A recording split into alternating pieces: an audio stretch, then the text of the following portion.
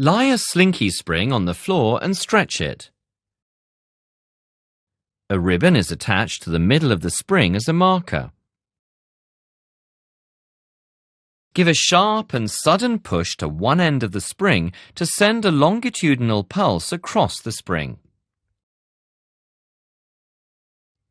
Observe the motions of the pulse and the ribbon. How do the pulse and the ribbon move? Next, give a sharp and sudden pull to the spring.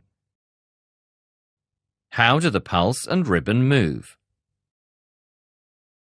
Now, push and pull one end of the spring continuously to produce a longitudinal wave. Observe the motions of the wave and the ribbon. How do the wave and the ribbon move?